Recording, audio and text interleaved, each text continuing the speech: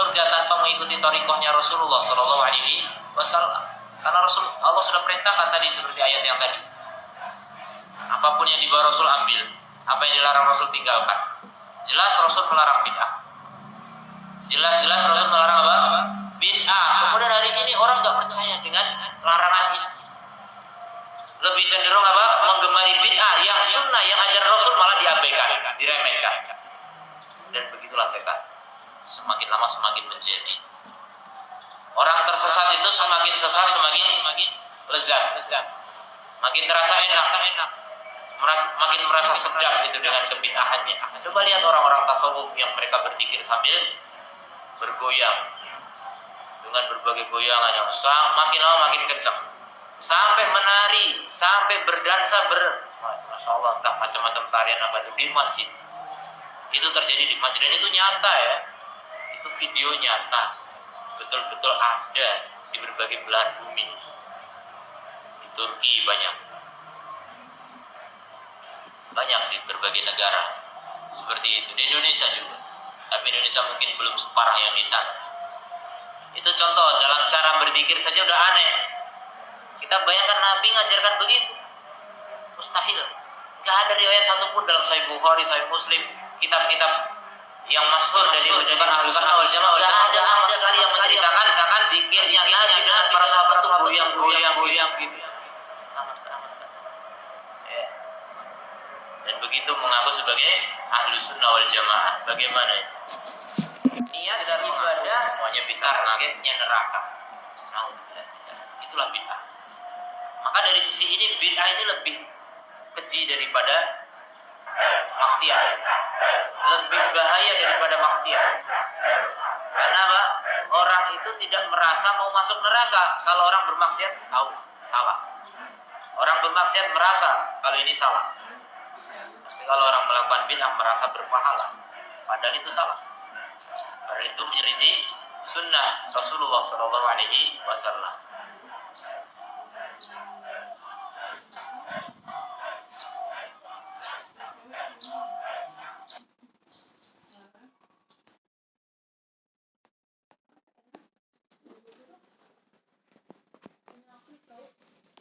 Dan katailah, di saat itu Nabi Muhammad naik ke atas Sidratul Muntaha, naik lagi ke Mustawa.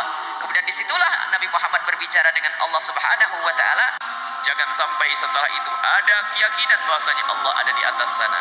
Seolah-olah Nabi Muhammad perlu naik ke atas karena Allah ada di atas. Dan ini memang tertanam keyakinan di masyarakat semacam ini, karena tidak pernah diingatkan, apalagi muncul akidah sesat menyesatkan.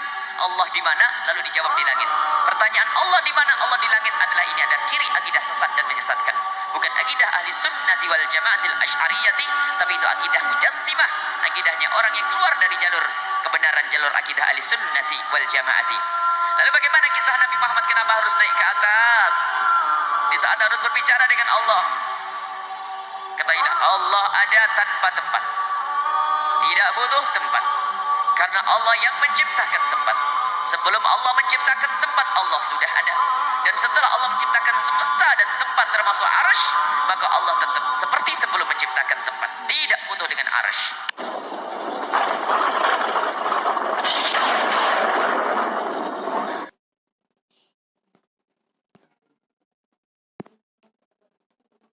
Munculnya orang-orang yang menolak Allah bersemayam di atas arsy itu, Pak, setelah muncul Jahmiyah, Mu'tazilah.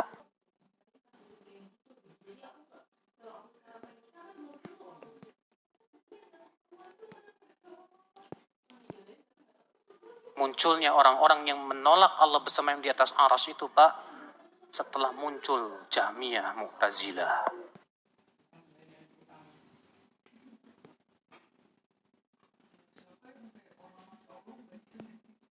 Munculnya orang-orang yang menolak Allah bersemayam di atas arsy itu, Pak, setelah muncul Jahmiyah, Mu'tazilah, yang mereka mensifati Allah dengan akal-akalnya, Pak.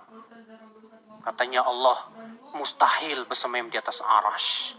Katanya Allah mustahil turun ke langit dunia di sepertiga malam terakhir. Itu yang turun bukan Allah, tapi apa? Rahmat.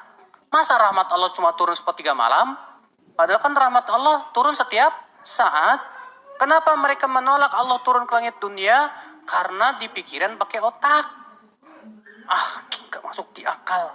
Gimana kalau Allah turun ke langit dunia? Berarti nanti arasy Allah kosong dong. Nanti siapa yang jagain? Terus, yang namanya sepertiga malam kan ada terus. Berarti Allah gimana sih ini? Iya, otak ente error pasti.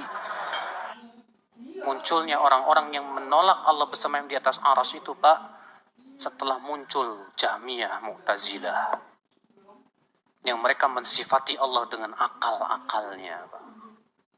Katanya Allah mustahil bersemayam di atas arasy. Katanya Allah mustahil turun ke langit dunia di sepertiga malam terakhir. Itu yang turun bukan Allah, tapi apa? Rahmat. Masa rahmat Allah cuma turun sepertiga malam? Padahal kan rahmat Allah turun setiap saat. Kenapa mereka menolak Allah turun ke langit dunia? Karena di pikiran pakai otak.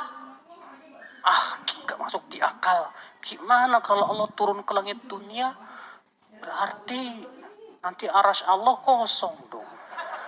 Nanti siapa yang jagain? Terus, yang namanya sepertiga malam kan ada terus.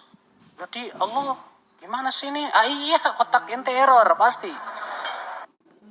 Munculnya orang